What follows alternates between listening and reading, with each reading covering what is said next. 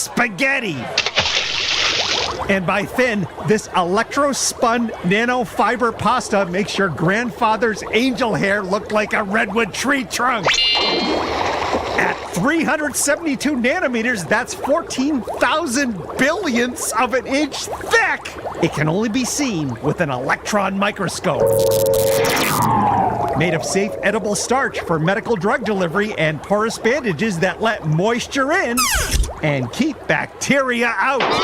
Cooks up for dinner in just a second. However, only one problem. I can't see it. Follow me at Chicapalvo on X and stay tuned to the Technology Minute for more cool stuff like this. Pharrell, Coast to Coast. Listen, this guy, Morency, I love him. I've known him for 30 years. He's giving me the business about the Steelers don't matter and all this other. I'm like, they went to 8 Super Bowls. They won 6 Super Bowls. He says, that doesn't matter. And I'm like, oh, like the Bills of 0-4 in the Super Bowl? They can't beat the Chiefs in the playoffs, but that doesn't matter either. The Steelers' standard is Super Bowls. It's Pharrell, Coast to Coast with Scott Pharrell. Weekdays, 3 p.m. Eastern, noon Pacific. On the home of the winning edge, the SportsGrid Radio Network. The new SportsGrid app is now available on iOS and the App Store. Experience the ultimate sports betting companion that provides personalized content from your favorite hosts. In-depth matchup previews, game and prop picks, live odds, stats, scores, and more. All in one place. And of course, on the SportsGrid app, you can tune into our live television and radio coverage anytime. On the go, wherever you are. Download the SportsGrid app on the iOS App Store now. It's smarter to be on SportsGrid. Days are getting cooler. The shadows are getting longer. You know what that means. It's football weather. So bundle up and keep it here for all the latest strategies and gridiron information. It's smarter to be on SportsGrid. This is the SportsGrid Radio Network. Ladies and gentlemen, Please welcome. It's the opening kickoff with Carver and Lisi.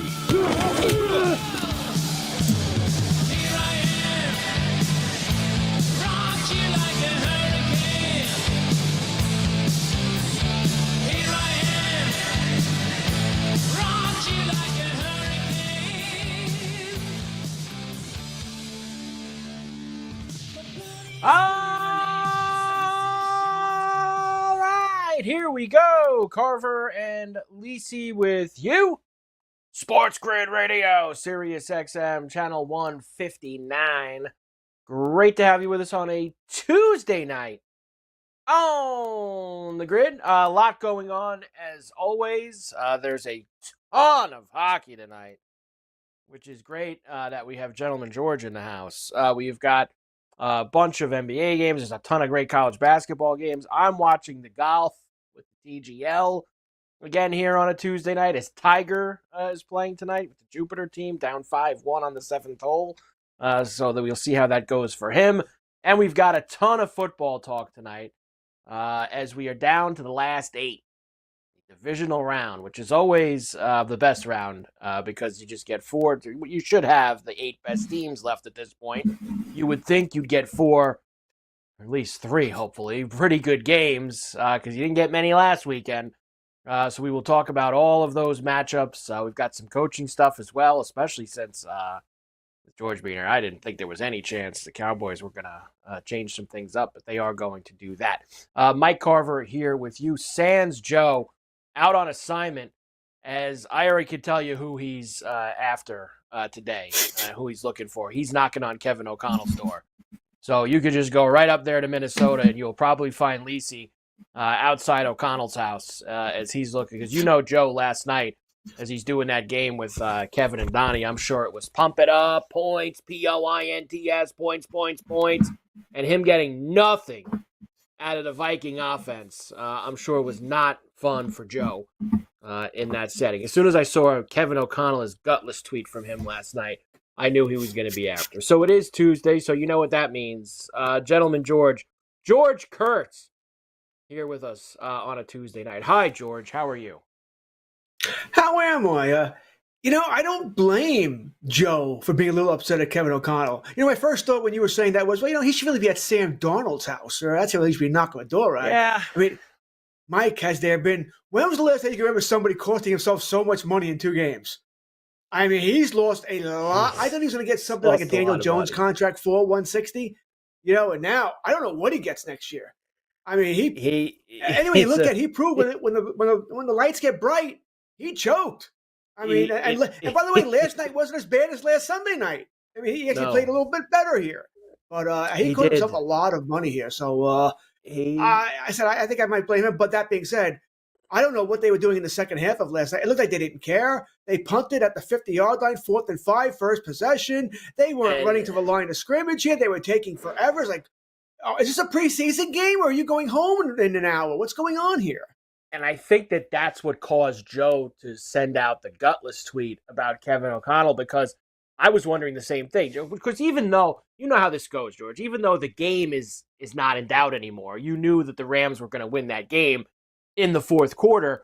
For people like us, there's a lot of other things that are still riding on these games all the way until the clock hits 0. So you would have thought, being down 2 or 3 scores in the fourth, still 15 minutes left in the game, that we would see, like you said, a little bit of urgency, a little bit of push, a little bit of, maybe we could get some garbage time yardage from guys like Justin Jefferson or Jordan Addison, or garbage time touchdowns, things like that. And instead, George, you got, let's get the hell out of here and get back to Minnesota, is pretty much what you got in the fourth quarter of that game. But I can only hope, George, that we get better this weekend coming up with the divisional round, because it was not highly entertaining, the wild card round. 6 games, or really only one of them, you can say, was exciting down to the end, which was the Tampa-Washington game on Sunday night. Other than that, it was slim pickings, George, in terms of drama or intensity. I mean, it just wasn't there at the end of these games. It was ugly. All right, it was ugly. Like I said, there was only one good game. Now, I agree with your first statement here. Usually, divisional weekend is the best weekend of professional football, in my opinion, right? Because you get the teams that were on bye, they come back in. Used to be even more so back years ago when 2 teams got on bye. The funny thing is this, Mike. Last year's wild card round, the games on average were separated by 17 point something points. This year, it was 15 point something. It's nothing better this year than last year. But what it's telling you is that wild card round, since they've made this with only one team getting a bye here and next team getting in, sucks. There are too many bad teams that are in here, and it's just if you're a fan of football, it's not great. Listen, we're gamblers, or if you're playing in fantasy or playoff leagues, that makes it more interesting. At least you have something to root for, or not root for in this case. But the games itself, they've been pretty much duds. Yeah, the gap, George, between the teams is a lot wider, right? When you're doing 2-7 and 3-6, especially if you get, the kind of year that you had, especially in the AFC. Like, I think everybody knows the gap with Kansas City, Buffalo, and Baltimore to everyone else is pretty wide. And even in the on the NFC side, it's Lions, Eagles. I mean, the Vikings won 14 games. I don't think anybody ever actually believed in them, and they showed why last night in that game in Glendale, why nobody actually believed them. So we will get into all the playoff action as I am pumped up, George. I'm ready for Sunday. I mean, strap it on. Let's go for Josh game. Allen and Lamar Jackson. I'll be shocked, George, if that one's not highly entertaining. That final game on Sunday at 6:30 with those two guys. And we'll discuss later, but there's been a lot of talk about how, they smashed them the first time. And there's so many people who like the Ravens, George. I don't know why they're even playing the game at this point. Why play the game? The Bills are going to be dogs if this holds. Now, this could change by Sunday. They're dogs right now. They have never, in 18 playoff games in Orchard Park, ever been an underdog at home in the playoffs. All right. That sounds like something easy for Sean McDermott and Josh Allen to put on the board on Sunday morning. I know that. That's a real easy one. So we'll do that. Hockey, George, tons of it here tonight. One of our Tuesday is always a big NHL night. Tons of games. 1-1 Stars and the Leafs in Toronto about midway through the second. Boston up 3-0 on Tampa. George, me and Pharrell talked about this today. They played last week in Tampa. Lightning beat them down there. Lightning have been playing better than the Bruins, but Bruins were one of those several home dogs tonight. You like to think that eventually they can, climb out of the hole a little bit. I thought it was a really nice spot for the Bruins, and they're up 3-0 to start. The Wings have won 7 in a row, and they're down 2-1 to the Sharks. Still a lot of time left there, George, if you want to nibble on plus 116 for the Wings live. I actually already did. I nibbled when they were down 1-0. Then they each traded goals after that, still 2-1. So I'm sort of back to where I started from there.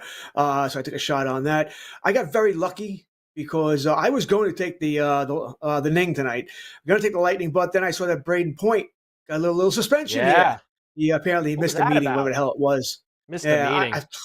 Stupid, just stupid here. But I was going to be big on the Ning tonight because Boston put like 17 players on IR today. All right, McAvoy was put. Lindholm was still on IR. Hampus Lindholm, not Elias. He's still on IR. They moved. I think Coyle was going to be out with the nail. So it was like, oh, good spot for the Lightning. Then once I saw Braden Point, I'm like, you know what? I'm going to leave it alone.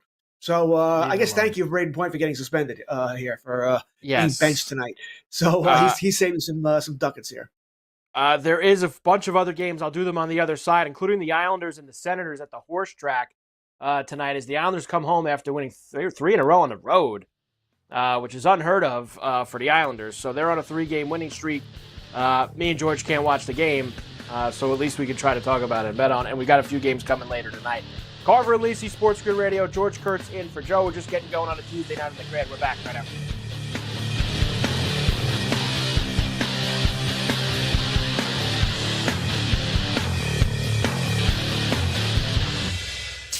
Coil up that garden hose.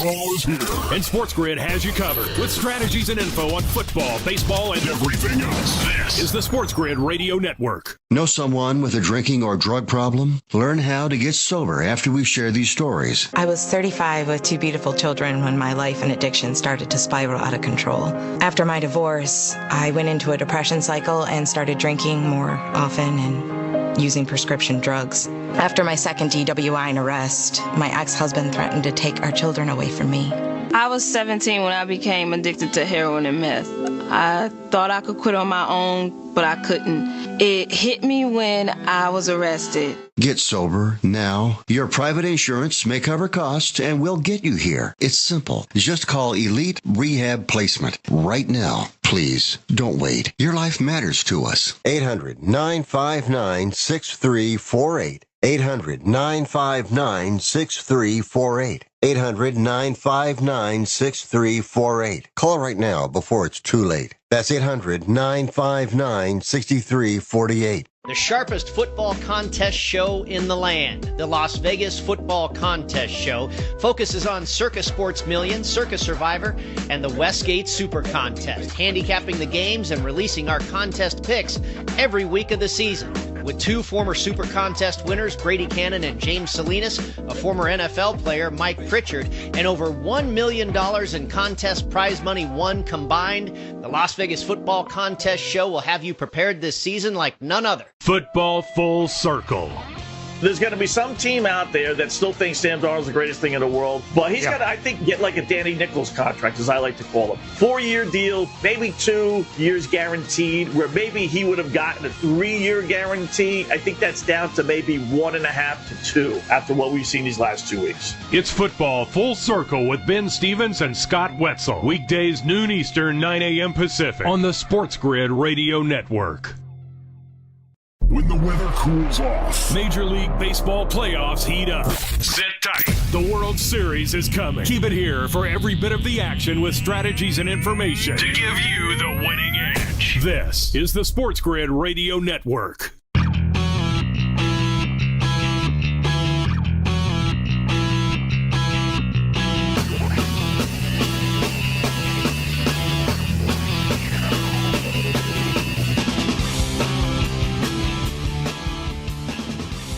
And we're back. Carver and Lisi, SportsGrid Radio, Sirius XM, channel 159. Great to have you with us here. Mike Carver with you, George Kurtz in for Joe, as per usual on Tuesdays. And I think, I don't know this for sure, because you never know with Joe. I would think that this week and next week, Joe's going to be out. And then maybe it's back to me and Joe. Me and Joe have not done Monday through Friday since like July. Together. So we'll see if 2 weeks from now that actually comes to fruition. and we get back to the regular schedule. But we shall see. LA up 6-1 on Jupiter, which of course is Tigers' team at the TGL, as Tagala just piped one down the middle at the Arrow course, and they're looking very good. George, let me finish giving you the hockey here, as I'm about to jump on the Wings as well, down a goal. 2-0 Caps lead the Ducks. That's in the middle of the second period in D.C. The Penguins just scored to take a 2-1 lead over Seattle. Flyers and the Jackets are tied at 1 in Columbus. Columbus has been outstanding at home this year. Blues just took a 1-0 lead over Calgary as they got underway. Knights and the Predators underway in Nashville. Canucks and the Jets just started in Winnipeg. You still have Rangers, Avalanche, and Canadians and the Hockey Club in Utah coming up later night. So a very big night of hockey, George. I know you're involved. Damn right I'm involved, all right? Probably a little more so because we're doing the show together as well, but maybe. That would have been a big night anyway with, I don't know, 13 games tonight or something silly like that. Listen, I don't think I can blame the NHL for doing this. You don't want to go head-to-head Monday night with the NFL playoff game, right? So you only schedule 3 games last night. You go bananas tonight. I think tomorrow night's probably a TNT national night, so you know they're not going to have many games there. So it is what it is. All right, so bets that I have, like I said, I ended up not taking Tampa Bay. I didn't bet Boston, all right, but I ended up not taking Tampa Bay there, so that's going to end up working out well. Mentioned I got in late on Detroit. I am in on Columbus here. Part of this is what you said. They're very good at home, but also Philadelphia played last night, hoping for a little bit of a slowdown from them on that game. I'm in on Washington, just probably the most underrated team in the NHL. And, you know, I got to tell you, Mike, you want to compare them to a football team? I sort of compare them to the Vikings. You know, they don't really, they shouldn't be this good. All right, when you look at this team as a whole here, but they're playing great here, so I'll ride it while they are. I'm on the Devils tonight over the Panthers. Panthers played last night. Same thing. Devils are a great team. On the under in that game as well. On the under in the Islander game. They don't have a side. Senators, Islanders. Really thought about the Senators, Mike, because no Sorokin again tonight. And I didn't see if it was because of the illness or because Hogwarts he played so well on over the weekend. And that's the reason I have no issue with that. Sorokin's probably played too much anyway here, so I don't mind them that. Yeah, I'm on the Blues, same reason I mentioned earlier. I pick on teams that played the night before when they're playing decent teams, or these games that I like here. And I'm not only am I on Vegas, I'm on the under, but I am on Jonathan Marchessault. It's his first time playing his former team, Vegas. Anytime goal for Jonathan. All right, we could probably get him in the mix. I just went in, George. I'm in on the Red Wings, so I just put them in live and Columbus. So you got me in on Columbus also at even money. Tied at 1 with the Flyers with a lot of time to go in both of those games. So I'm in live on the hockey on both of those. We also have, and quickly, let me just give a few of these, George, and that's the college hoops tonight, which is a lot of big games. Villanova up 52-48 on Xavier, tied 36 all Ole Miss and Alabama. Kentucky up 35-32 on Texas A&M. You also have number 1 Auburn crushing Mississippi State 52-33. I saw Pharrell upsettingly tweeting about this. Indiana getting housed at home by Illinois 62-42, down 20 with 16 minutes to go. Marquette having a hard time in Chicago with DePaul tonight. God, DePaul stinks. You have a bunch of other games later. Providence Creighton starts in about 20 minutes. Duke's laying now 23.5 against Miami tonight. Very big number. Arkansas minus 1.5 on the road at LSU. Wisconsin minus 6.5 against Ohio State. There's a ton of great late night games as well, including, yes, system play. Arizona minus the 5.5 against Baylor. The unranked team favored at home against the ranked team. Always a Carver and Lisi favorite. So Arizona minus the 5.5 later this evening against Baylor. So we have all of that going as well here this evening, George. So I am going to eventually try. I was just going to say I was going to try to put the Islander game on, George, but as we know, that's not in my cards. Let me know how that works out for you. That's not in my cards because I'm getting. There's only a couple holes left in the golf. Did you ever turn it on last week, George, and take a look at it? Them swinging into this screen down in Florida at the TGL. I did. You know, it's weird. I did. We've always listen. If you're a golfer, you've swung into a screen. I just can't believe how they're. I'd have a hard time putting, even if I was a golf bettor, which generally I'm not. Yes. You know, unless Dubs has talked me into something to do something. But I'd have a hard time betting money on a screen. I'm not saying I don't trust it, but I don't trust it. I don't blame you, and that was the main thing I said to Keith Stewart, who comes on with me Wednesdays for Golf Wednesdays from Read the Line. I said he was there, he was at the place last week, and I just that's where I gotta believe, George, and I don't know how is that screen calibrated. Like I saw some guys last week that looked like had these nice pure swings, and the ball like went a little left and landed in the dirt. Like I don't know who's controlling the screen, and you're asking me to bet that. That seems like a lot for me. I love it. I think it's cool. I don't think it's the same as watching, for somebody like me, watching a PGA Tour event Thursday through Sunday. I think it's a lot different product. But from a betting aspect of it, I'm still trying to grasp it. And I hit it, George, last week. We had the Bay team last week, and they won. But betting on guys hitting a ball into a screen, I'm just not completely all the way there yet. And here's the other thing, and a lot of people brought this up when I was talking about this last week. A lot of states also have not approved this on their sports books, which is betting on guys hitting balls into screens. This has not been, I know they're trying to get it through, but it has not started to happen yet. All right, so we'll come back and start to get into some football things as well. Carver and Lisi with you, SportsGrid Radio, Sirius XM, channel 159. We're rocking with you on a Tuesday night here on the grid. We're back right after this.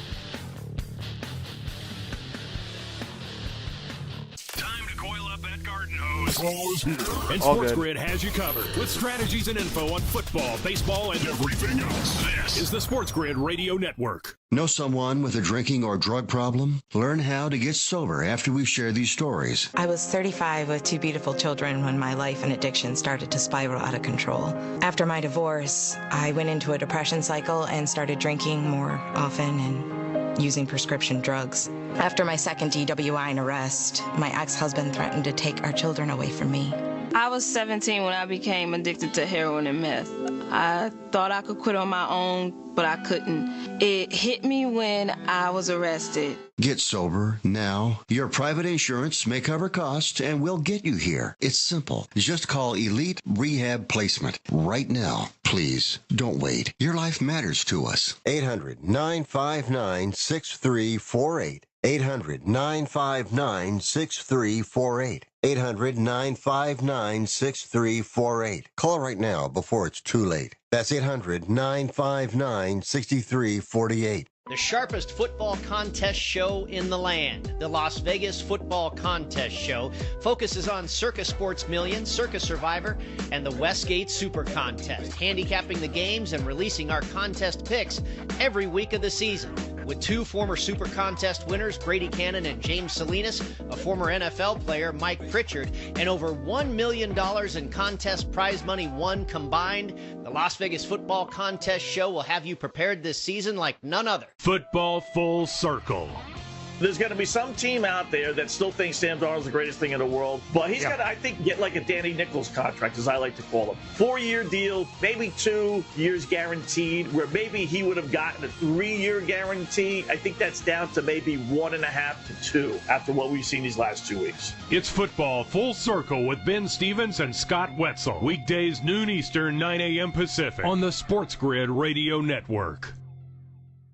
When the weather cools off. Major League Baseball playoffs heat up. Sit tight. The World Series is coming. Keep it here for every bit of the action with strategies and information to give you the winning edge. This is the SportsGrid Radio Network.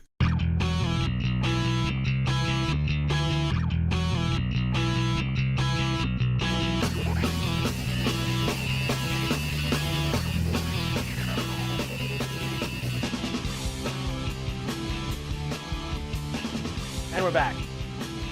Carver and Lisi with you, SportsGrid Radio, Sirius XM, channel 159 on a Tuesday night on the grid. We're going to do a lot of football tonight as we'll start to get ready for these 4 games this weekend. And there's only one way to go but up after how this past weekend went in terms of drama and edge of your seat stuff. But even like George, in terms of like 5 of the 6 games were unders. So, you know how this goes. Like, that also hurts. Like I was saying, like Joe did last night with Kevin O'Connell when the game's a blowout in the fourth quarter. Like, that hurts props, man. It's, blowouts and bad games can kill props sometimes, especially if these teams put the lid on it. And that happened too, just like even the touchdown scores were bizarre, right, George? Like, even in some of these games, like, last night, like, who's the guy? Allen scored. I know Williams had the first one for the Rams, but he had a defensive touchdown. The tight end, Allen scored. Who had the Viking? Hawkinson had his first touchdown of the year. The Bills had Curtis Samuel score. Like, there was also just some weird, it was a bad week. If you're like a prop over player or a touchdown player, George, you got smashed this past weekend with how bad these games were. Yeah, it was ugly, right? De'Ami Brown scores for the Commanders there in that game as well that we didn't see coming. Right, it was ugly. It was ugly here. Dallas Stars take a 2-1 lead over the Maple Leafs on the power play for those one game. So it wasn't fun. You said a lot of they were all mostly unders. Mostly games are blowouts, and that's the fact that they were blowouts. We didn't get the garbage time points, right? Right. That was why we didn't get our overs either. Just the second halves were boring, dull. I mean, last night I almost fell asleep during a playoff game. Like, what is going on here? Connell just there's nothing going on. The Rams didn't care anymore. They knew the game was over. Wanted to get out of Dodge, get back to LA, and prepare for Philly. So good for them. But this week has to be better. It has to be better, and hopefully it will as we move on into the next round. Do you put any stock, George, into these two teams that had the bye? Now, they've only done this the last couple of years, going to 7 with the one team getting the bye. And I'm pretty sure last year was 1 out of 2, right? The Niners made it to the Super Bowl, and they had the bye. And the Ravens lost to the Chiefs in the AFC title game. So I think it's been 1 out of 2 each year since they started doing this. Do you look for any rust from the Lions and the Chiefs? I think even more specifically the Chiefs, considering at least the Lions played a game that mattered in Week 18. The Chiefs haven't played a game. I think their guys haven't played since Christmas when they go out there this Saturday. I know they're going to win, Jordan, whatever. It's the Texans, but you can't tell me they're going to be a little slow out of the gates, maybe, when considering how long it's been. Well, I mean, if there's one team that knows about buys, it would be the Chiefs, right? I mean, they've had a lot of them. This is generally the postseason is generally the Kansas City Invitational. All right, just the way it works. It's always in Kansas City, and they do what they do, so you think they'd be better. I mean, I think they win the game, but I'm taking the 8.5. All right, that's just the way the Chiefs have played all season long, and the Texans certainly showed me something against the Chargers. Remember, they started off slow too. The Chargers had plenty of chances to really get up 10, 12, 13, 14 points in that game. They left points on the field because Herbert played, he did his best Dak Prescott impersonation there. So, Herbert, Dak, hell, even Lamar Jackson was sort of in this category before. Lamar loses to Buffalo on Sunday night. He's going to have some questions to answer too.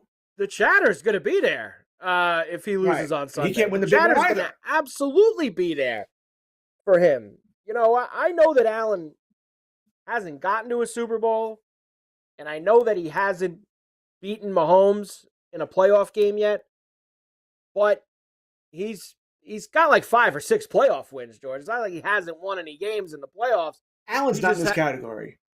Allen's fine.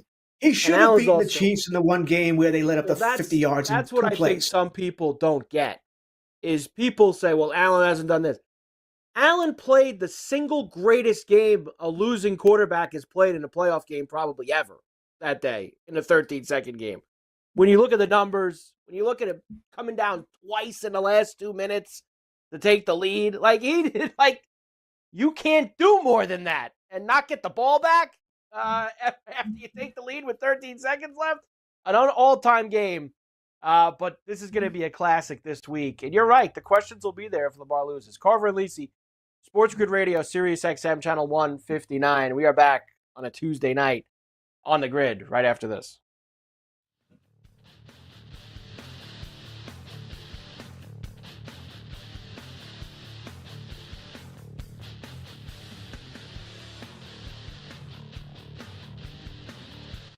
The SportsGrid Radio Network presents This Date in Sports History. 1968 Super Bowl II at the Orange Bowl in Miami.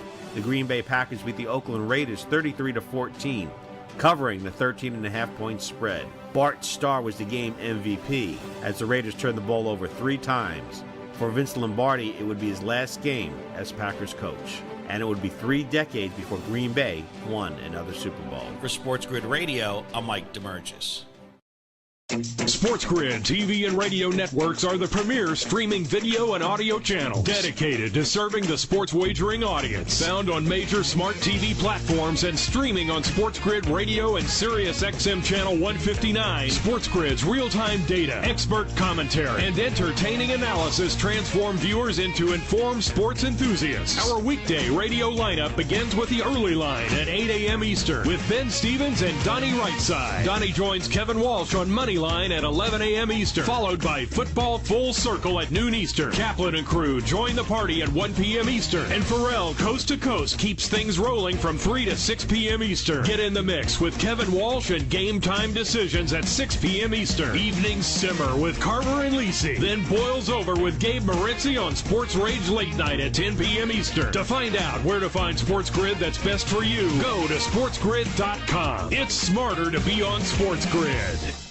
Pharrell Coast to Coast. He's not going to get any better. As he gets older, he's a lot like his brother. He gets injured because he couldn't make a play. He didn't make one tackle in that playoff game. He's at so his you want to trade TJ Watt? So trade everybody, Scott. Fire everybody. You guys complain in Pittsburgh. We don't win the Super Bowl, but now you want to get rid of everybody. Yeah, but we won 6 Super Bowls and you have none. So that's the difference. It's Pharrell Coast to Coast with Scott Farrell. Weekdays, 3 p.m. Eastern, noon Pacific. On the home of the winning edge, the SportsGrid Radio Network.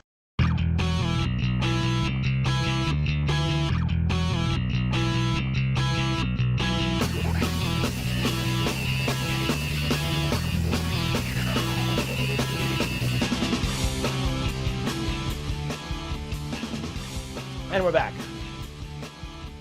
Carver and Lisi, SportsGrid Radio, Sirius XM, Channel 159. Great to have you with us here on the grid. George Kurtz in for Joe Lisi tonight. George is over. Joe's out searching for Kevin O'Connell after last night, so we'll see how that goes for him. Tiger against Justin Rose here as they get to the one-on-one portion of the TGL. And Tiger just hit one. How do they not go dead straight? These guys are hitting him dead straight into the screen, and Tiger comes up short of the fairway. That doesn't make much. Tiger looks mad, too. He's like, I created this thing. You're not supposed to do this to me. I'm supposed to hit them pure every single time. Not a good scene from him. And also, we're watching a lot of the hockey this evening, where we're hoping that we get a little rally from the Detroit Red Wings down 2-1 at home against the Sharks as they try to keep their winning streak going. The Bruins are now up 4-1 on the Lightning. Penguins up 2-1. Caps extend to 3-0. Predators up 2-0 on Vegas in the first inning. So Nashville's come out with a few goals, and Winnipeg has scored first against the Vancouver Canucks tonight, who are in town in the Great White North. Scoreless end of the first between the Islanders and the Senators first, too. George, let me ask you this. Me and you talked about the McCarthy stuff for the last few weeks, really. I guess you could say that me and you were together on Tuesdays. I was very surprised that, Jerry decided to get rid of him. Let's just call it like it is. I know his contract was up. He was a free agent, whatever, but Jerry got rid of him. If he offered Mike a deal, I think Mike would have stayed and been the coach of the Cowboys.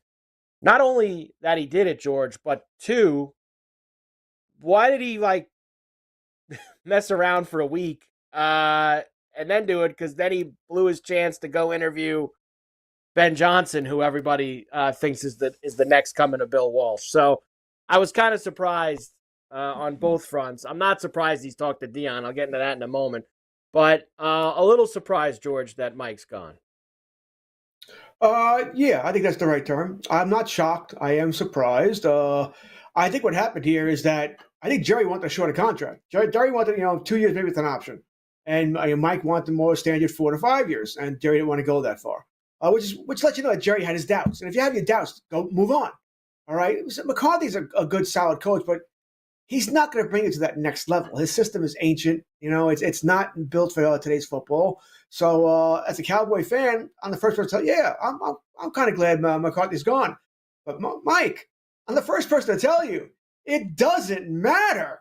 All right. He's not hiring Ben Johnson. Ben Johnson is not going to the Cowboys to deal with Jerry Jones. All right, he'll have plenty of other places he can go to where he can do his own thing here and not have to worry about Jerry doing press conferences, Jerry saying this, Jerry saying that. He's not doing it. All right? Unless Jerry Jones is going to hire somebody who he's willing to listen to, who's willing not to get involved with, and Jerry's never relinquishing GM duties. Right? He already told you that, 2 weeks ago. I bought the Cowboys for a lifetime job. So he's not doing that. Mike, I'm 55. I don't know when I'm not sure the Cowboys win again. By the way, by win, I would say a Super Bowl, maybe a championship game before I die. Because Jerry Jones is going to live forever, and they're not going to win while he's running the team. They're just not. But it just doesn't matter unless he's willing to hire somebody real. He was not hiring Mike Vrabel, so that was never happening here. If you're asking me, my guess is the person who's going to Dallas will be Kellen Moore. That's who I expect to be the next Dallas head coach. Yeah, I mean, then why did he let me just ask you this, George. If he wanted Kellen Moore, then why did he let McCarthy win the Kellen Moore versus Mike McCarthy offensive power struggle 2 years ago? If he wanted, I don't know. You think Kellen Moore really? I don't know. I'm not saying I want him to be. I'm not saying I want him to be next head coach. I'm just saying he knows the Cowboys. Jerry Jones knows him. Jerry Jones likes him. He worked very well with Dak Prescott. Remember, what was Dak Prescott first in the league in touchdown passes on the Kellen Moore's last? It made very little sense to get rid of Kellen Moore. I think you and I talked about this. I know I bitched about this with everybody. McCarthy said the reason why he got rid of Kellen Moore is because all he wants to do is score points. Huh? What? Yeah, Isn't that his goal? That's. Was the offense? You think the offense has been that much better since they got rid of Kellen Moore? I don't think so. I don't think so. It's been worse. It's been worse. It's not all McCarthy's fault. I mean, Jerry Jones screwed him over. He didn't sign anybody. He let everybody go and didn't sign anybody. Jerry Jones screwed him over. Screwed him over twice. He screwed him over during the season. He screwed him over, as you already said here, by not letting him go last week. Right. Now, of course, immediately, hours later, you get the Jerry's talk to Deion Sanders stuff. Now, Deion gives this statement to Adam Schefter, which, by the way, George, I know he says in it, I love Boulder. He says all that stuff, but he never says, I'm staying in Boulder. He just says, I love Boulder. Never says I'm staying or I'm not taking the job. So I don't think that door has been completely closed yet. But I'll tell you what door has been closed, George. If Deion Sanders actually does become the coach of the Cowboys, his son's not coming with him. Okay? And you know this because you know the kind of situation that they have there cap-wise with who they've spent money on and who they haven't. They just gave Dak Prescott a big extension. You've seen it. If they traded him in this offseason, it's like $105 million cap 108 is what cap penalty next season and beyond. So if you were to do it, and I guess maybe if Deion was like, yeah, I'll lose for 2 years as long as I have my son, because then by the third year we'll be good to go. As long as they're fine with losing for a couple of years, I guess they could do it. But I just don't see how everyone's gonna trade their top pick. You think Tennessee's just who's got a whole bunch of problems themselves, is gonna take Dak Prescott off their hands, or any of these teams are gonna take Cleveland's gonna take Dak Prescott? It's a pipe dream, George. It's not happening. It's fantasy land. It's not reality. It's not gonna be the case. So you don't have to convince me. I agree. I don't see it happening whatsoever here.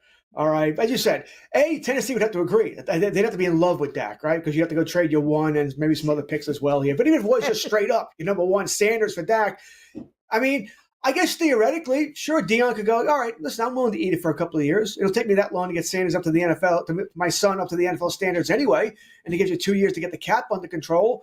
What happens with Micah Parsons, by the way? Can you afford him now with $108 million dead? I don't know. He'd be out in that scenario too. Right. I would assume he'd be out then.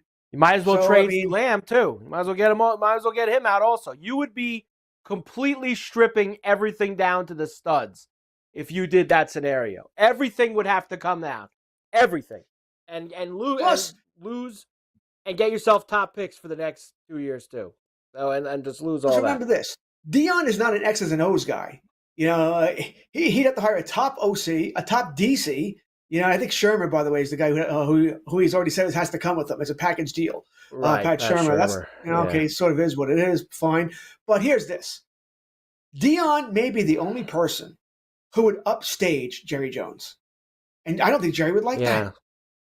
Jerry doesn't want because where's the media going? Media may not go to Jerry anymore. They may want to go to Dion because he may have better clips, better quips, right? Better speeches here. So no, it's not. No. Come on, Mike. Throw me a bone here. It's not going to matter. That's the bottom line, boys and girls. It's not going to matter. He's not going to hire a legitimate head coach. He's going to hire some Kellen Moore type. Pete Carroll? Pete Carroll will be the coach? Oh, come on. Hire someone who's older than Jerry. That's just fantastic. No, it has to be an offensive guy, I would think. They got to get Dak fixed. He's terrible, but they got to get Dak. Lisi, SportsGrid Radio, Sirius XM, Channel 159. We're back after this.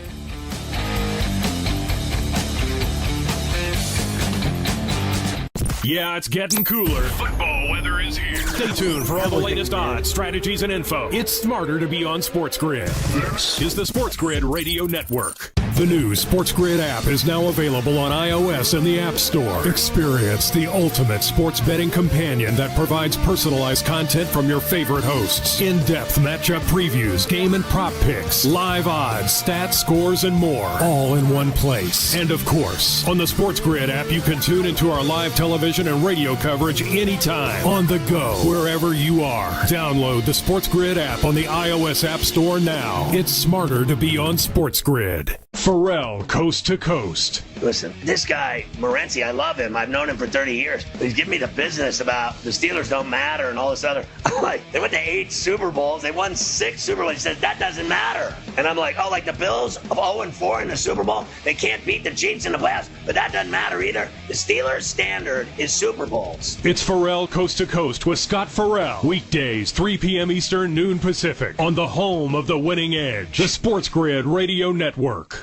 SportsGrid TV and radio networks are the premier streaming video and audio channels dedicated to serving the sports wagering audience. Found on major smart TV platforms and streaming on SportsGrid Radio and Sirius XM Channel 159. SportsGrid's real-time data, expert commentary, and entertaining analysis transform viewers into informed sports enthusiasts. Our weekday radio lineup begins with the early line at 8 a.m. Eastern with Ben Stevens and Donnie Rightside. Donnie joins Kevin Walsh on Money Line at 11 a.m. Eastern, followed by Football Full Circle at noon Eastern. Kaplan and crew join the party at 1 p.m. Eastern. And Pharrell, Coast to Coast, keeps things rolling from 3 to 6 p.m. Eastern. Get in the mix with Kevin Walsh and Game Time Decisions at 6 p.m. Eastern. Evenings simmer with Carver and Lisi. Then boils over with Gabe Morency on Sports Rage Late Night at 10 p.m. Eastern. To find out where to find SportsGrid that's best for you, go to sportsgrid.com. It's smarter to be on SportsGrid.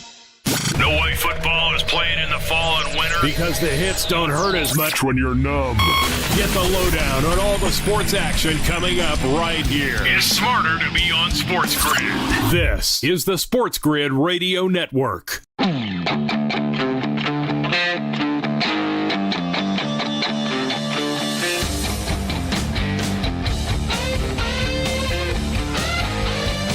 we're back.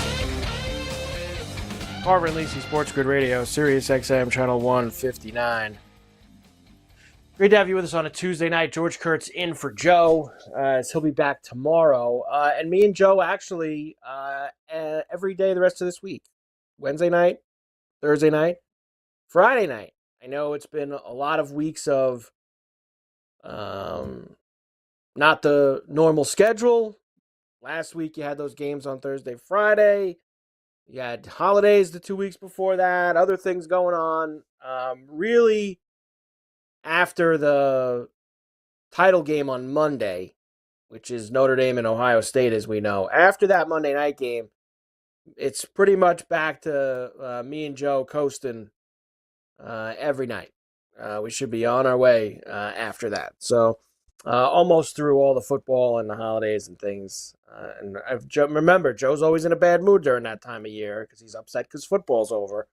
So we'll try to, that's when we start to pull Joe in on betting nonsense college basketball games and golf and all these other things that Joe hates betting.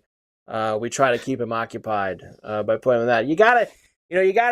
He gets so upset, George. Like, you know Joe too well. Like, he loves football so much. He's the encyclopedia of college football. He does all that. He loves it so much. And when it ends, he's like a sad lost puppy. He's very down, and you need to try to energize him a little bit. See, me and Matthias poked him a little bit last week. I know he's starting to get down, even though there's still games left. We poked him a little with college basketball.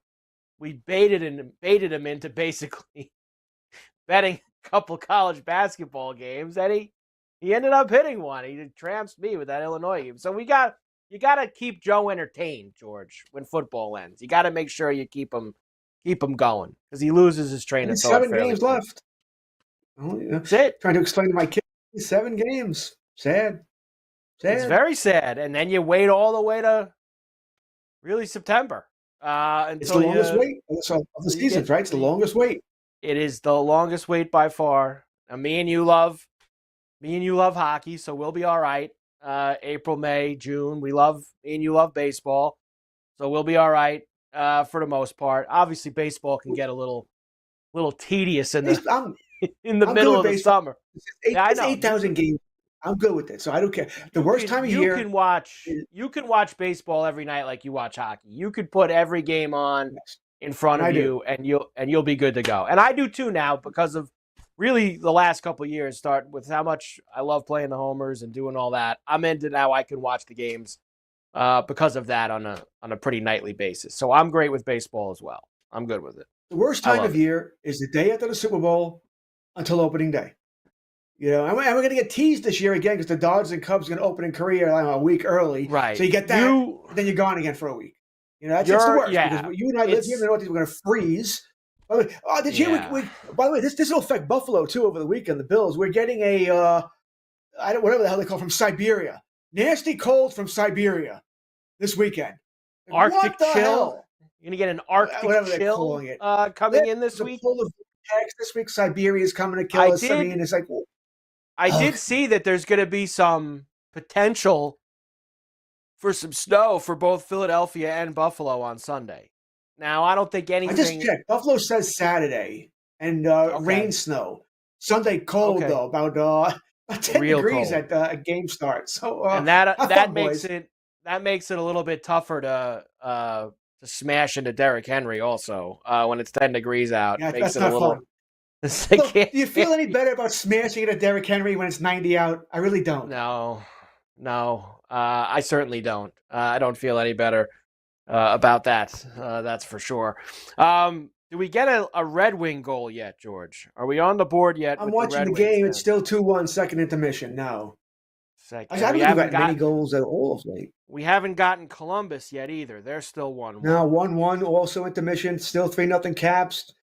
The only score that's changed is, my God, has any score changed? I mean, the Jets are kicking they're beating the crap out of the Canucks, 3-0. Wow, 3-0 at the end of one. Nice effort by Kyle Vancouver. Connor, natural hat trick already. Wow, how about that? Good for him. Then we got a couple games started. Nashville, Rangers, Avalanche, Canadians. Utah. Did Marchessault score any of those two Nashville He did goals? not yet. Right. Stamkos and Forsberg. We got the vets, but no Marchessault yet. Come on, March. No Anytime Marchessault goal. This is yet. your former team. I saw And 2 Dallas- million. One of them's got to be March, but no. And Dallas up 2-1 now. You mentioned that before. You've got Penguins up 2-1. Hintz, by the way, left going that into game third. for anybody who's wondering about him. Rupe. Upper body injury. Scoreless still between the Islanders and the Senators. Just about halfway through the second period. Nobody doing anything in that game at the horse track. And the same thing, George, probably a little bit more of a surprise. Panthers-Devils scoreless just about midway through the second period. So nothing happening there. You mentioned Panthers played last night. Should be a good spot for the Devils. Usually that takes place in the third period, right? Those legs get tired for the teams that played the night before. So I'm on the under as well. So I'm not panicking yet. I'll take the under certainly. The funny thing about the Islanders, now you and I can't watch them, and I don't say this to bitch about that, but have they figured out their defensive system again? Right? Because now also they're not letting up goals. Sorokin had the hat trick. Hogwarts played well over the weekend. Now Hogwarts playing well again here. I don't know if they just, one of those times, or they just has their defensive system fixed itself. Now, what I mean by that is could be a time to get in Islander unders again. But as I said, I feel more comfortable about that if I was watching the games and I knew for sure that they'd figured it out here. Or, are we talking the goalies just standing on top of their heads?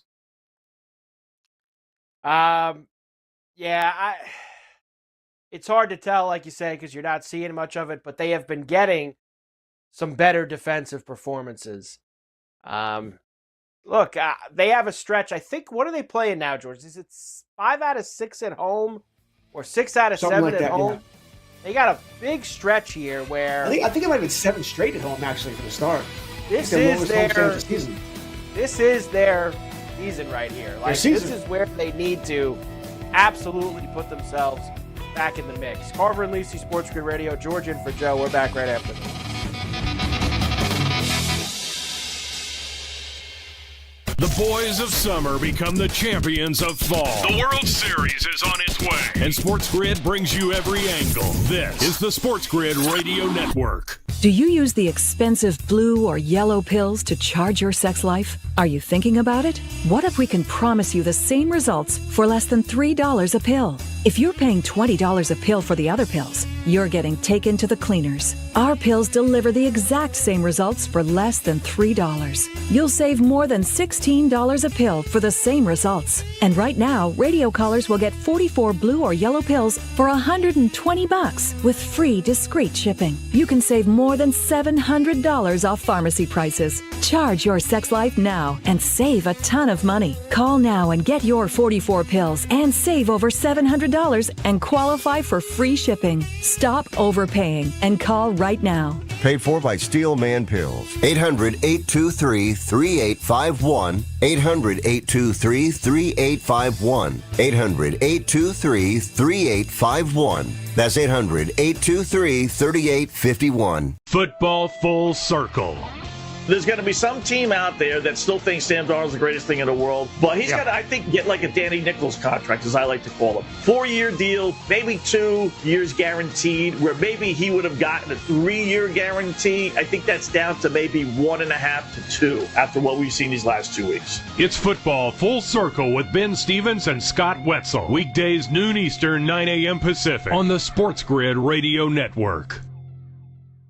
The new SportsGrid app is now available on iOS and the App Store. Experience the ultimate sports betting companion that provides personalized content from your favorite hosts. In-depth matchup previews, game and prop picks, live odds, stats, scores, and more. All in one place. And of course, on the SportsGrid app, you can tune into our live television and radio coverage anytime. On the go, wherever you are. Download the SportsGrid app on the iOS App Store now. It's smarter to be on SportsGrid. Get sports gaming strategies and information 24 hours a day, 7 days a week. Everything you need to get the winning edge. Right here. All the time. No wonder the wife says you never listen to her. This is the SportsGrid Radio Network.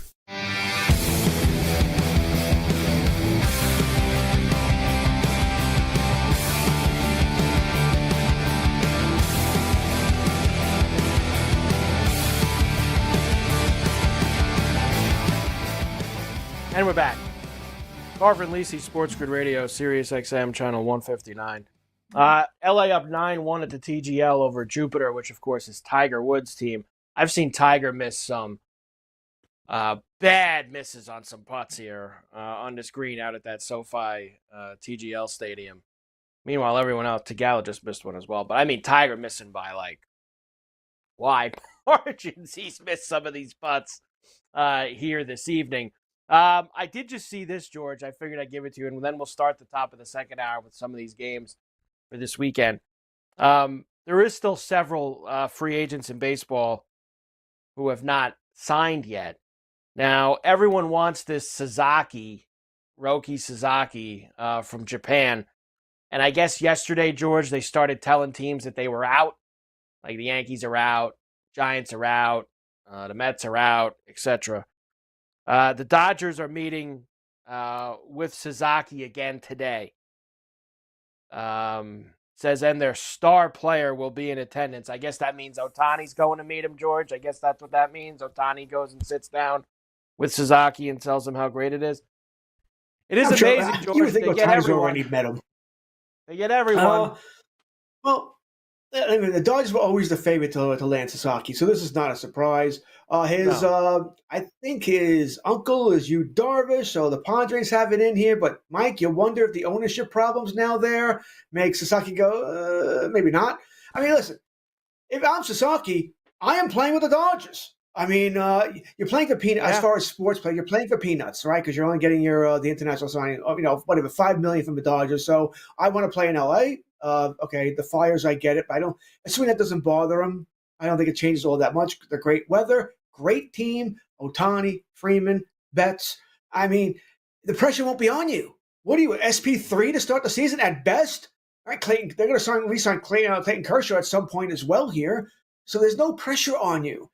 So I don't blame him for starting there. I think my biggest surprise here is that the team that's in third place seems to be the Toronto Blue Jays, who came out of nowhere last week. And he eliminated everybody else. Yankees, Mets, Rangers, Giants were all eliminated yesterday. It's down to Dodgers, Padres, and Blue Jays. I mean, I'm just surprised at that, Dodgers, Padres, Blue Jays. I mean, where does that come in? Where was it the Yankees or was it the Mets? The funny part about that is, George, is that the Blue Jays are always seemingly now a finalist and they never get to anybody. So they're not getting this guy. It's Dodgers and Padres. That's what it's. Dodgers and Padres is what it comes down to. And if he's having his second meeting with the Dodgers and the last meeting he's going to do. So all they got to do is they just put the ball over the goal line today. That's it. You'll probably hear tomorrow that he's made his decision and he's going to be a Dodger. And that's that. And there still are other guys there. And as we get now, it always fascinates me, George, because we saw last year, obviously, Jordan Montgomery and Blake Snell get dragged into spring training. And I know they're pitchers, so it's a little bit different. But it dragged into spring training, and both of their years were kind of affected by it. I mean, Snell, it took him a little while, but Snell was excellent, really, from July on. Figured it out.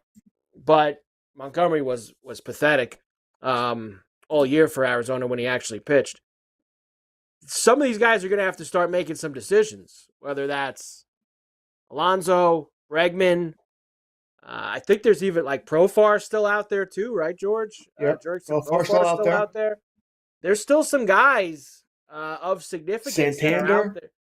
Santan, that's right. He hasn't signed either. So there's still some bats to be had here, George, a couple weeks before everyone starts reporting to Florida and Arizona. There is, I think Santander is defense, right? He's not a good defensive player at all. Yeah, And that hurts. That hurts. Well, I think that hurts the Yankees. I think people thought maybe he'd be good, but the Yankees can't have two guys who can't play defense. See, if you could survive with one guy who can't play defense, but they already have Stanton who can't play defense. You can't have two guys who can't play defense. Yankees need an infielder now anyway. It's really what they need, a third baseman. And I do wonder if Bregman's, the Yankees apparently are trying to trade Stroman, but who wants him? All right, you got to eat that contract. He's got 2 years, got a year left on an option. That was a terrible deal the moment that was signed here, done by Cashman. So apparently they're going to be cheap. And, they need a third baseman. That's what the Yankees need here. By the way, Dodgers, think about this. Ohtani, Yamamoto, Snell, Glasnow. I mean, you get Sasaki here. Yeah. You got Gonsolin, May, Miller, Kershaw. This is nuts. Go to an 8-man rotation. Carver and Lisi, SportsGrid Radio, Hour 2 next on the Grid. Fall is here. It's getting cooler. Football and the World Series are coming in. Life is good. SportsGrid makes it better. Get the winning edge. This is the SportsGrid Radio Network. The Technology Minute with George Capalbo. University College of London scientists have created the world's thinnest spaghetti. And by thin, this electro-spun nanofiber pasta makes your grandfather's angel hair look like a redwood tree trunk. At 372 nanometers, that's 14,000 billionths of an inch thick. It can only be seen with an electron microscope. Made of safe edible starch for medical drug delivery and porous bandages that let moisture in and keep bacteria out. Cooks up for dinner in just a second. However, only one problem. I can't see it. Follow me at Chicapalbo on X and stay tuned to the Technology Minute for more cool stuff like this. The SportsGrid Radio Network presents This Date in Sports History. 1968 Super Bowl II at the Orange Bowl in Miami. The Green Bay Packers beat the Oakland Raiders 33-14, covering the 13.5-point spread. Bart Starr was the game MVP as the Raiders turned the ball over 3 times. For Vince Lombardi, it would be his last game as Packers coach, and it would be 3 decades before Green Bay won another Super Bowl. For SportsGrid Radio, I'm Mike DeMurgis. The sharpest football contest show in the land, the Las Vegas Football Contest Show, focuses on Circa Sports Million, Circa Survivor, and the Westgate Super Contest, handicapping the games and releasing our contest picks every week of the season. With 2 former Super Contest winners, Grady Cannon and James Salinas, a former NFL player, Mike Pritchard, and over $1 million in contest prize money won combined, the Las Vegas Football Contest Show will have you prepared this season like none other. You're listening to Where Real Winners Go for actionable insights and expert perspectives on daily sporting events. 7 days a week. It's not a secret or anything. I mean, we have a promotion budget for Pete's sake. This is the SportsGrid Radio Network.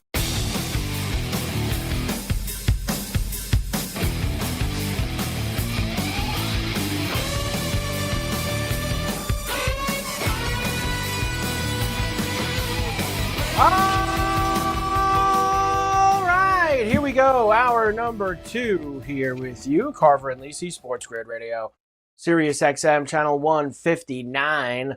Great to have you with us here on the grid, going through all 4 division playoff games in the NFL this weekend.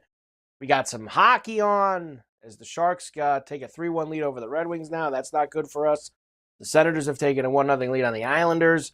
Tiger just hit one in the bunker here at the TGL, so that's not going well for him either. So we have several things going on to get us through the rest of the way. Mike Carver here with you, along with the, I almost did the Joe Open there, the encyclopedia. No Joe tonight. Sans Joe, he's out. Gentleman George Kurtz is in with us. George, good to see you as always. And yes, the hockey not going well. I was really hoping the Red Wings would have a little... I mean, listen, it's tough. You win 7 games in a row, but the Sharks suck, George. This is going to be disappointing. We lose this Red Wing leg here with the Sharks tonight. Yeah, I went in on them about halfway through the first period when they were down 1-0, got a better price. I'm a streak player anyway, so you said they won 7 in a row. I like that. Mainly because, Mike, I can only be wrong once. All right, they lose, streak's over. Okay, so I won't worry about that next time here. But as you said, Detroit's been playing very well. I don't want to say the Sharks suck, by the way. Or how about they suck less than in the past? All right, with Celebrini, they're not an awful team anymore. I mean, Askarov, the goaltender, I think there's a pretty bright future for San Jose.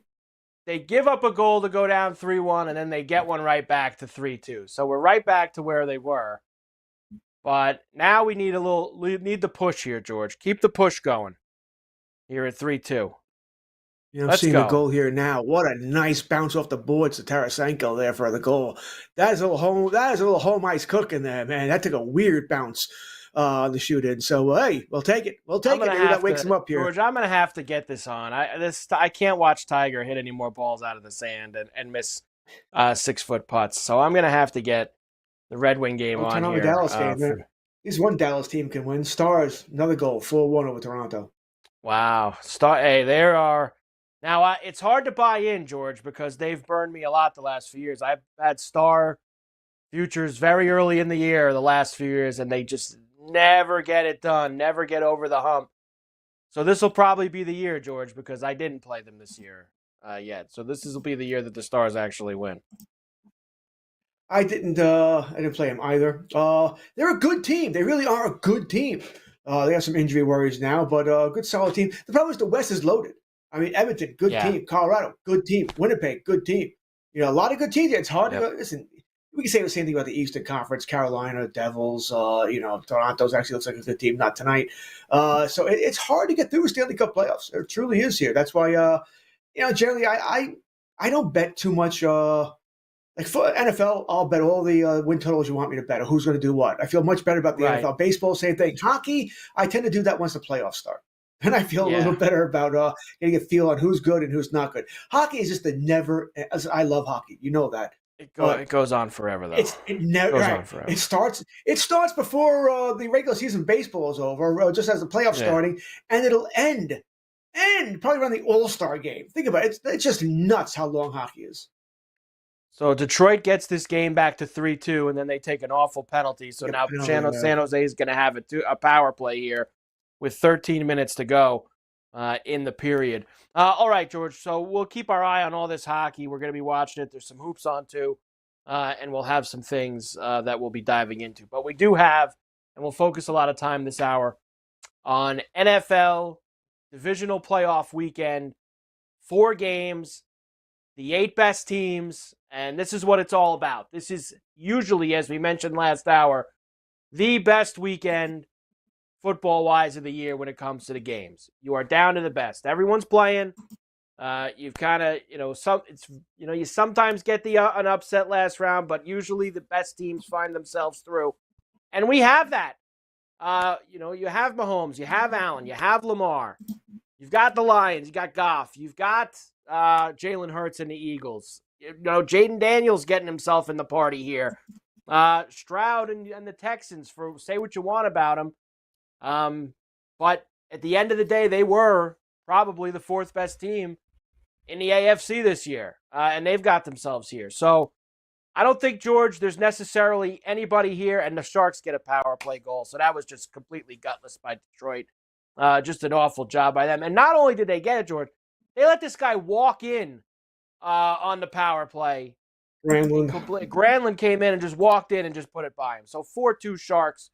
As what we really should, this game has turned into an over now, George. This game, now pucks are flying in left and right up there at the Caesars for these two. As I was saying, I think we do have, George, the 8 best teams. And I know people say, Minnesota won 14 games, blah, blah, blah, blah, blah.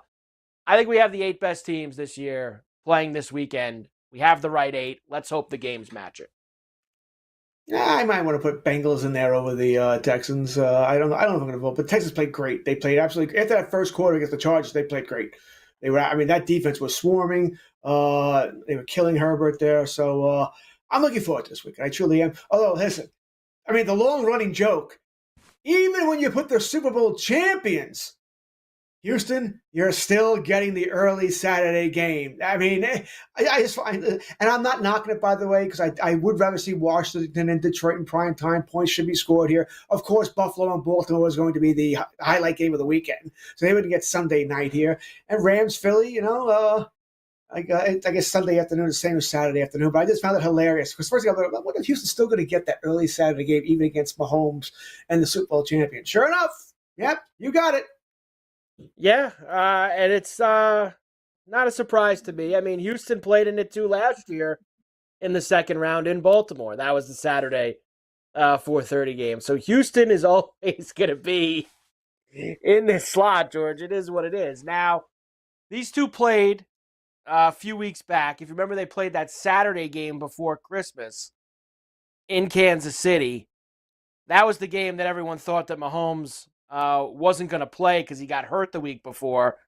And as always, he ends up playing. Remember, he always plays. As much as they like to tell you he doesn't play.